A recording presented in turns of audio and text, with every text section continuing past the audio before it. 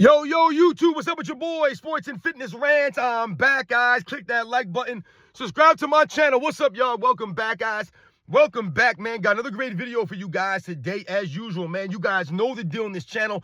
So about setting the record straight, stopping the lies, stopping the narratives, stopping them from rewriting history, guys, holding the standard. And in this video, I want to talk about the dynamic between two different players that played with Michael Jordan, Rip Hamilton and Jerry Stackhouse. And I want to tell you guys and explain to you guys how Rip Hamilton learned from Michael Jordan, right?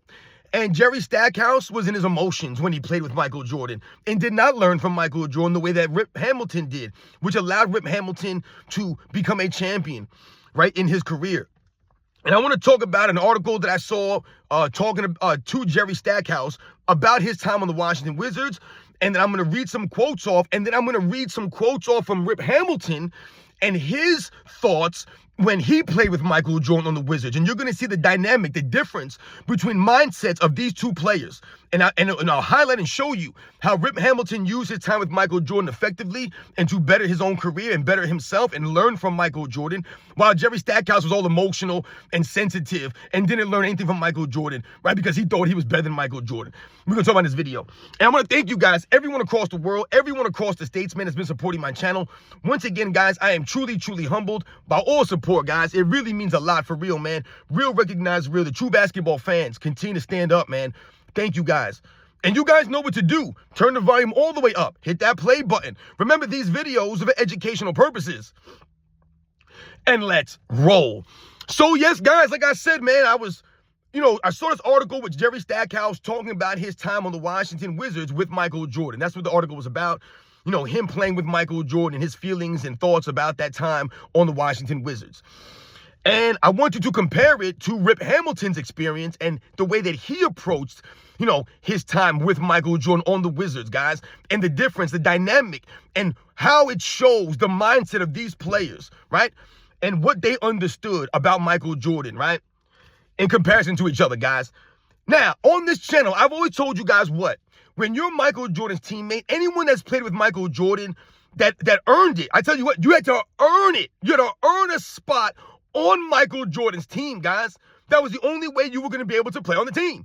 You had to earn that spot, which means you had to deal with all the stuff that Michael Jordan was going to put you through. The hard, intense practices, right? The yelling at teammates, right? Berating teammates, cursing at these guys, hounding them in practice, getting on them, holding them to a standard. That was Michael Jordan's Chicago Bulls, right? So I told you guys, all the teammates that played with Michael Jordan, the role players, the journeymen, all those guys that were part of those championship teams, they all earned their spot on that team, and we respected all of those guys. I told you, there was never a negative connotation associated with being a quote-unquote role player. We respected all of the role players that played back in the day, especially the guys that played with Michael Jordan. That's why we know who these guys are. The Paxsons, the B.J. Armstrongs, right? The Steve Kerrs, the Judd Boosters, the Bob Hansons, the Cliff Livingstons, the Craig Hodges, right? The Horace Grants,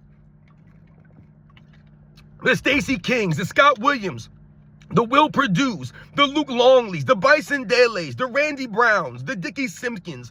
All of these guys earned their spot on the Chicago Bulls because they had to go through the tough practices, the battles with Michael Jordan. They had to take all the harsh words, right? They had to take the tough love, right? That was Michael Jordan, man. He put your feet to the fire. So at the end of all of that, you earned it. You deserved and you earned your right on that team. You earned that championship. You didn't just ride on the bench and get an easy championship. Those guys earned their spots alongside Michael Jordan. I've talked about this many, many times because Michael Jordan wasn't going to allow you to lollygag. He wasn't going to take nothing but your best. He wanted your best out there. He was going to have his team focused and ready to go. These are the facts here, guys. That's what Michael Jordan did in Chicago Bulls. Now, when we think about Michael Jordan on the Washington Wizards, that was not the same Michael Jordan. Physically, that wasn't the same Michael Jordan, right? He just didn't have the physical abilities that he did on the Chicago Bulls, right? He took, 3 years off or whatever it was, 99, 2000, 2001. He took 3 seasons off and then came back. So Michael Jordan wasn't ready for basketball. He wasn't in basketball shape, right? He had gained weight and was trying to get back in shape. So this was not the same Michael Jordan. But how it was Michael Jordan was in the effort. The intangibles were still there. Michael Jordan was still hustling. He was still giving the effort, right? He was still going out there every night and competing, playing with that love of the game, right? And Michael Jordan, in that last season, alongside Jerry Stackhouse, played every single game, guys. All 82 games. Jerry Stackhouse played 70 games that season. All right? So we understand that dynamic. But Michael Jordan was still the same competitor, though. I told you, his mindset never changed. Yes, his physical nature, right? He may have deteriorated physically, but the mindset never changed for Michael Jordan. He was still going to go out there and compete. Like I said, that was his mindset, never changed. So he was still going to push his teammates in practice. He was still going to hound these guys. He was going to hold them to a certain standard. And some of these guys didn't appreciate that. We've heard someone like Kwame Brown in the past talk about how, at first he didn't appreciate that stuff, but now that he thinks about it, he looks back on that time Michael Jordan, and he respects and appreciates that time with Michael Jordan. But in the moment, he didn't really, understand or really respect what Michael Jordan was doing. Because like I said, Michael Jordan was holding these guys to a standard.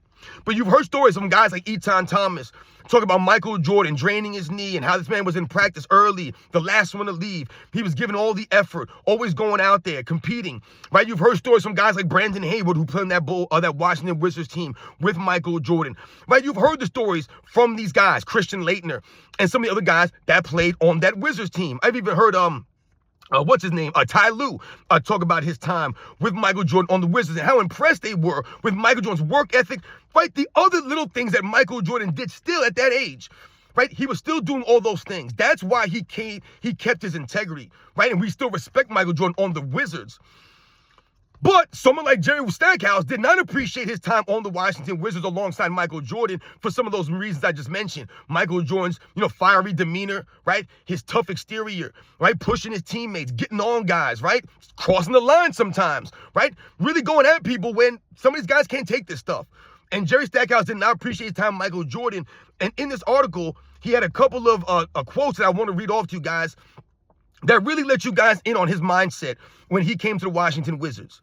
All right. Now, remember, Jerry Stackhouse was traded from the Detroit Pistons to the Washington Wizards, guys, for Rip Hamilton. They were traded for each other. That's why I thought it was very interesting to do this video and go over the dynamics of the mindset and what they both learned, or what one guy learned from Michael Jordan while the other guy was too caught up in his emotions and his feelings to learn from Michael Jordan. So when Jerry Stackhouse came to the Washington Wizards, he was coming off of, I believe, 2 All-Star appearances on Detroit. I believe Detroit might have been the best version of Jerry Stackhouse. And listen, Jerry Stackhouse came into the NBA with a lot of hype. He was a Jordan-type player, a high flyer with some athleticism that could put up some points. That was Jerry Stackhouse coming out of North Carolina. They went to the same school, Michael Jordan and Jerry Stackhouse, right? North Carolina alum. So Jerry Stackhouse had heard some of the comparisons to a Michael Jordan. Jerry Stackhouse talked about Michael Jordan and how, he was one of his idols growing up and things of that nature. So when Jerry Stackhouse came to the Washington Wizards, he came there at a time where, he was at his peak, let's say, right? He was peaking at that time. I believe there was one year there, I'm trying to remember what year it was, that he averaged like 29 points a game, Jerry Stackhouse. So he had some good years there, putting up some points, a couple All-Star appearances. But Jerry Stackhouse was really never a number one guy, never going to really lead your team anywhere because he didn't really do anything else. There was nothing else that Jerry Stackhouse did on the court other than put up points, that would really help impact winning at that level. It just never was. So when he was remember, he came in, he was drafted by the Philadelphia Sixers, and then I believe it was either his second or third season, they drafted Allen Iverson the next season. And then I believe it was his third year. I think it was his rookie year. Then Allen Iverson came. Then they played, I think, 1 year together. And then I think they traded him away, to the Detroit Pistons. And like I said, that's when Jerry Stackhouse probably had his best couple years playing alongside Grant Hill on the Detroit Pistons. That was I think 2000 or 2001. I think in 2002, I want to say, he played for the Detroit Pistons. And alongside Grant Hill, I think Ben Wallace might have been there his last year. They had a decent team, right? And they were coached by Rick Carlisle. Like I said, Jerry Stackhouse was never leading a team anywhere, never a number one guy, just really never that dude. Like I said, he was a good player in the NBA, but just never really that guy. So when he came to the Washington Wizards, you could tell Jerry Stackhouse was a little bit emotional because he thought that he was better than Michael Jordan. And that's what messed him up, the mindset right there. Not being humbled in the fact that it's Michael Jordan and you're Jerry Stackhouse and you've won nothing and you've accomplished nothing at that point in time in your career, except for a couple All-Star appearances. Nothing major. Instead of being humbled in that moment and being, listen, man, let me learn from Michael Jordan, take this opportunity because I don't know how long this guy's going to be here. I don't know how long I'm going to have a chance to be around him at this level. I should try to pick his brain and just watch and observe and learn from him. And maybe that can help me evolve and develop in my career down the line. Jerry Stackhouse didn't take that route. He didn't take that approach. And it was the complete opposite from Rip Hamilton. So I'm going to read off Jerry Stackhouse's comments that he said in this article so you can get an idea of his mindset in relation to Michael Jordan, playing alongside Michael Jordan, guys, on the Wizards. So he says, this is a quote, "Honestly, I wish I never played in Washington, and for a number of reasons." That was one quote that I wrote down. He wishes he never played in Washington. Number one, Jerry Stackhouse, you didn't go to Washington as a free agent. You were traded there, dude. So you didn't have any choice. You were traded to the Wizards. And, we can say whatever the reasons were he was traded. I'm sure it wasn't all his fault and, whatever. They said they wanted to move on from Jerry Stackhouse in Detroit, same thing they did with him in Philadelphia. They wanted to move on from Jerry Stackhouse in Philadelphia, move on from him in Detroit. So Jerry Stackhouse says, I honestly wish I never played. You didn't have a choice, Jerry Stackhouse. You were traded there, dude. So we get all that. But we wish you never played it, but you didn't have a choice. He said, I quote, "It was really challenging to be able to be in a situation with an idol who at this particular point, I felt like I was a better player."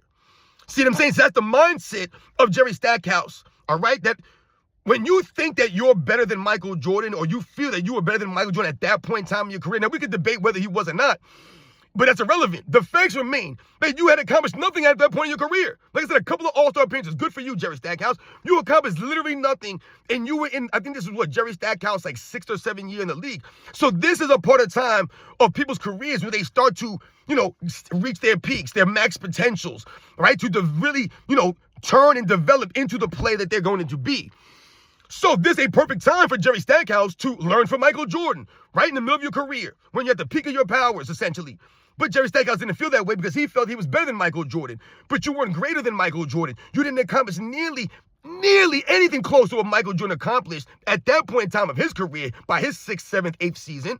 So why would you not feel humbled and learn from Michael Jordan? You're nowhere on his level, but you felt you were better than him in 2003 or 2003. Once again, the mindset of Jerry Stackhouse, the arrogance, the ego, the hubris of Jerry Stackhouse, thinking he's better than Michael Jordan and having that inhibit him from really being a team member and learning from Michael Jordan, maximizing his time with Michael Jordan. Listen to the next quote he says here. The kind of picture I had in my mind of Michael Jordan and the reverence I had for him, I lost a little bit of it during the course of the year. Insane. So once again, Jerry Stackhouse mentality, his mindset is allowing him to lose reverence, respect, I guess, for Michael Jordan as the year went on, because the picture he had in his mind of Michael Jordan was not what he, I guess, saw in the Wizards. Once again, I question if these guys really know Michael Jordan. Not personally. We don't know Michael Jordan personally. But do you really know Michael Jordan, the basketball player? Some of these guys, the way they speak, you can tell they don't know Michael Jordan. He says, the kind of picture I had in my mind of Michael Jordan. What kind of picture you have in your mind? And whenever I think of Michael Jordan, I think ultimate competitor, man. I think of a guy who's going to get on you, who's going to be hounding his teammates, holding the standard, pressuring these guys, pushing them. Like, it's not going to be easy playing with Michael Jordan. Never is going to be. That's why I give guys their credit for being Michael Jordan's teammates and earning it. Scottie Pippen had to deal with a lot of that stuff. Horace Grant, B.J. Armstrong, Paxson, Longley, Perdue, King, Burrell. Like, all of these guys had to deal with Michael Jordan and the way he was in practice, the intensity of him, and the standard that he held. He wasn't going to take anything less than your best. And sometimes it's not easy to deal with someone like that. Like I said, Michael Jordan's demeanor, his competitive fire, it rubbed a lot of people the wrong way.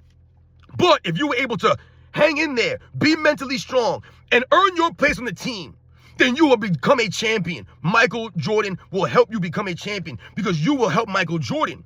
And in turn, you guys develop a cohesion, a confidence in each other, a mutual respect, and a trust. Jerry Stackhouse never developed that with Michael Jordan because he thought he was greater than Michael Jordan. He wouldn't allow that to stop him from feeling this kind of way, losing respect for Michael Jordan because they wanted to run the offense through Michael Jordan. Jerry Stackhouse was upset because when he came to the Wizards, he thought he was going to be the number one guy, which is, like I said, which is really funny to me because Jerry Stackhouse is coming to a team that Michael Jordan was already on. Michael Jordan didn't come there to Jerry Stackhouse' team. Jerry Stackhouse was traded to Michael Jordan's team, essentially. But he felt that he was going to be the best player, get all the shots, get all the shine.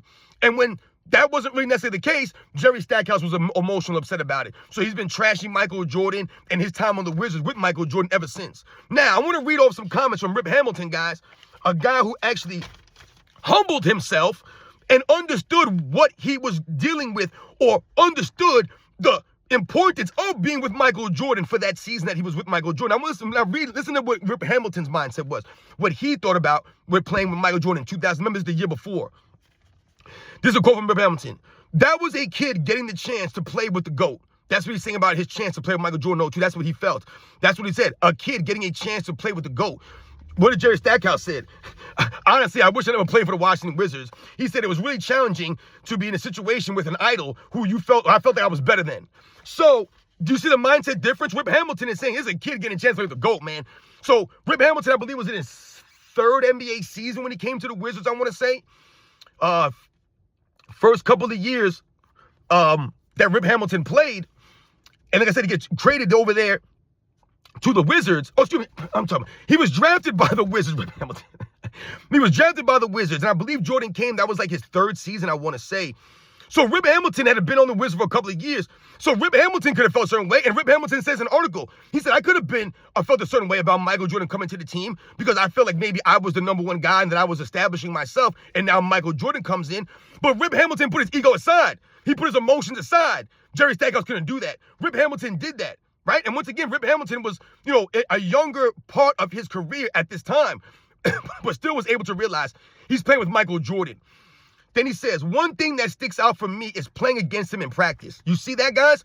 Rip Hamilton immediately starts talking about the practices with Michael Jordan. What have we heard from all of Michael Jordan's teammates, guys?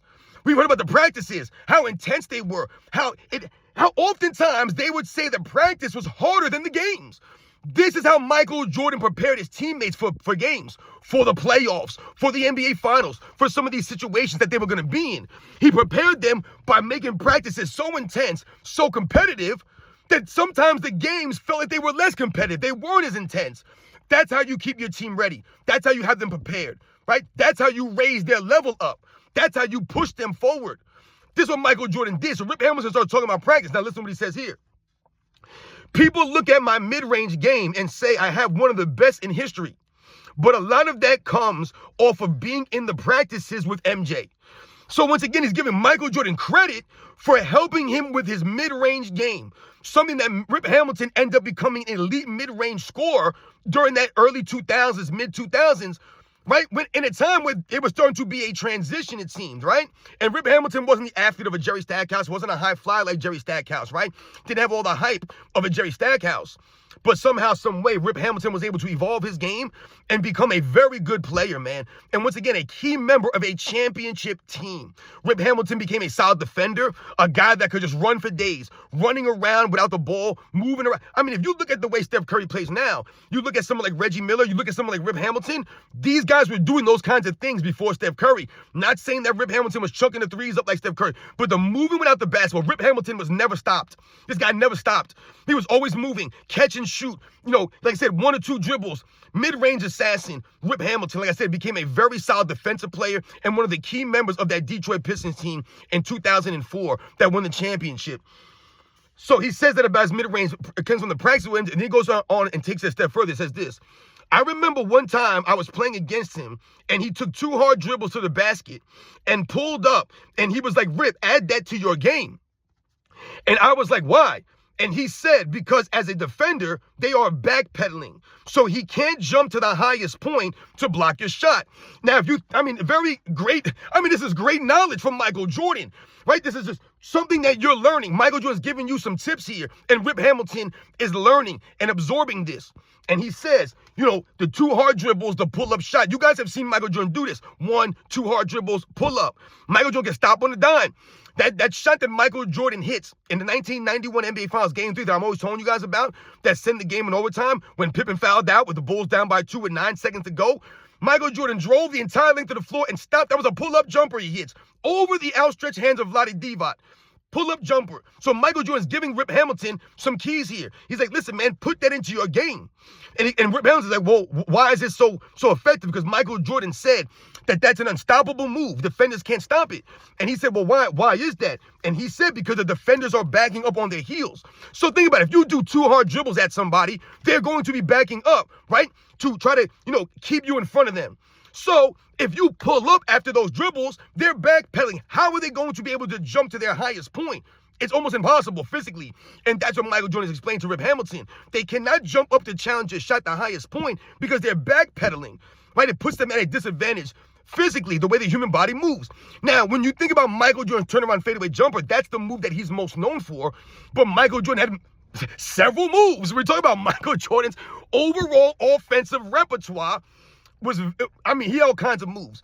But when you think about the turnaround fadeaway jumper, that could be blocked. I've seen Michael Jordan get his turnaround fadeaway jumper blocked before, several times. Guys like Reggie Lewis, Tracy McGrady, Derek McKee. I've seen some of these guys, Gerald Wilkins. You've seen these guys, John Starks. I've seen some of these guys get up and block Michael Jordan's turnaround fadeaway because if you time it right, if I told you these guys study film Michael Jordan, if you time it right, if you read it right, you can do it. Once again, if you read wrong, you're going to give him open shot. Michael Jordan had the counters, the fakes, off of that. But anyway, the pull-up jumper he was given to tell Rip Hamilton, you need to put that into your game. And this is why. And Rip Hamilton took these notes, took these, lessons that he learned from Michael Jordan in practice he's talking about, so that he could become a champion later in his career. And he often gives Michael Jordan credit for teaching him about these things and from learning from Michael Jordan in those practices, man. The dude, it's just crazy when you think about the dynamics between the mindset between Jerry Stackhouse and Rip Hamilton. Jerry Stackhouse was emotional in his feelings, and that inhibited him from learning anything from Michael Jordan because he was not humbled enough. He thought he was better than Michael Jordan in that moment. Like I said, we could debate whether Jerry Stackhouse was better than Michael Jordan in 2003 or not. That's irrelevant. The facts remain he was nowhere near as great as Michael Jordan and never accomplished anything near what Michael Jordan did. So why would you not humble yourself to learn from Michael Jordan, who was a Defensive Player of the Year award winner, an MVP winner, who was regarded as the greatest player of all time, right? A champion, a leader, a competitor, right? Like no other. Why would you not learn from someone like that? Right? You're telling me that Jerry Stackhouse wasn't in practice with Michael Jordan? But he didn't take those notes like Rip Hamilton did. He didn't look at it the way that Rip Hamilton did. Like Rip Hamilton said in that first quote I read off. That was a kid getting the chance to play with the GOAT. So he understood how, the severity of that situation. Because like I said, you don't know Michael Jordan's going to retire. You don't know if you're going to be on the team with him next year. What's going to happen? You take advantage of this.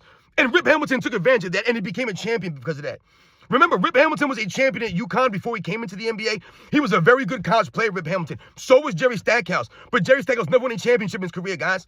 And there were several times where Jerry Stackhouse had opportunities where he was in positions to, help a team win a championship. He was on the Dallas Mavericks in 2006 when they went to the NBA Finals and lost to the Miami Heat. He was on that team, right? He was a key role player on that team. He was a 6th Man of the Year candidate for the Dallas Mavericks for a couple of those years there. But would Jerry Stackhouse have been able to help the Dallas Mavericks even more if he would have learned from Michael Jordan, maybe develop something from Michael Jordan, right? Learn a little things from Michael Jordan, the competitor, the leader, how to be a better leader, how to be a better player, a better professional, right? How to become, better in certain situations. Learn like Rip Hamilton did. Jerry Stackhouse didn't do that.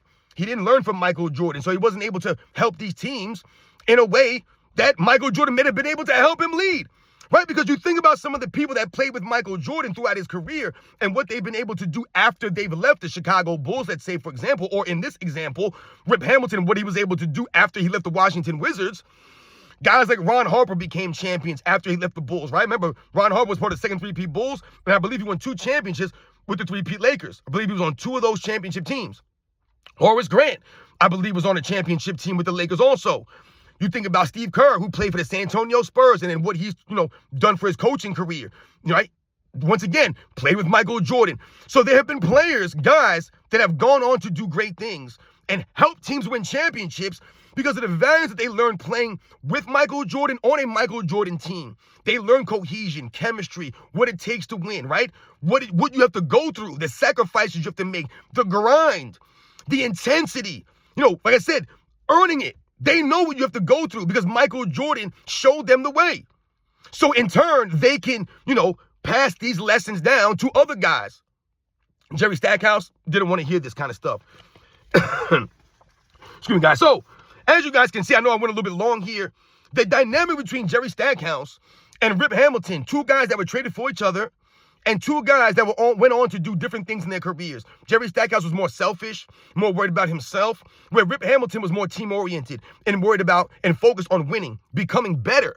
That wasn't Jerry Stackhouse. Jerry Stackhouse seemed to think that he was better than Michael Jordan. So what does Michael Jordan have to show or teach me? I'm better than Michael Jordan at this point. Insane, Jerry Stackhouse. And remember, that season that Michael Jordan played all 82 games, Jerry Stackhouse played 70 games, guys. Jerry Stackhouse, averaged 21 points a game on like 40% shooting that season. Jerry Stackhouse was never a shooter like that, man. He just never was. He was a guy that took a lot of shots to score his points. He was a volume scorer, man. He was a 40% shooter, 39% sometimes, 41% shooting from the field. This is Jerry Stackhouse. The only reason why Jerry Stackhouse averaged more points per game in that 03 season, obviously, one of the reasons is because he only played 70 games, didn't play all 82 games, but also he took, I believe, 3 or 4 threes a game that season. Michael Jordan didn't take even 1 3. I think it was like 0.9 3-point attempts a game Michael Jordan took. So those extra 1.5, I think Jordan averaged 20, and I think Stackhouse averaged 21.5. So that extra 1.5 came from the 3-point shot attempts that Jerry Stackhouse was chucking up that year on the Wizards. But Jerry Stackhouse did not rebound better than Michael Jordan. Even at that point, Jerry Stackhouse wasn't a better rebound. Michael Jordan was second on the team in rebounds, guys, behind Christian Laettner. That's right. Michael Jordan was second on the team at 40 years old in rebounds, guys, behind Christian Laettner. Michael Jordan was second on the team, I believe, in assists behind Jerry Stackhouse. But Jerry Stackhouse was number 1 on the team in turnovers. You know what I'm saying? And like I said, he did not shoot the percentages, that Michael Jordan did, even though Michael Jordan was on one leg at 40 years old and came off a 3-year layoff. These are the facts. Jerry Stackhouse was completely, I don't know where his mind was to think that way when you were on the Wizards playing alongside Michael Jordan. Like I said, Rip Hamilton turned that into a plus, a positive, when he could have been in his emotions and feelings too, feeling slighted that, he wasn't going to be the number 1 option on the Wizards that year when he felt like he was starting to develop and be that guy. He took that opportunity, and like I said, think about Jerry Stackhouse for a second, guys. The Philadelphia Sixers trade him away from the Sixers. They go to the finals in 2001. The Detroit Pistons trade him off the Pistons. They go and win the championship in 2004. So everywhere that Jerry Stackhouse leaves, the teams win without him there. They get better. They improve somehow without him. All right, and I'm not saying it's always because Jerry Stackhouse they didn't win. But you see that they didn't win with Jerry Stackhouse. But when they got rid of Jerry Stackhouse, all of a sudden they became winners. You see what I'm saying, guys? This is Jerry Stackhouse. He's not a winner like that. He don't have the mentality to be a winner. And it's all right there in these quotes that he read off. You guys know the deal, man. These are the facts. I'll catch you guys on the next one.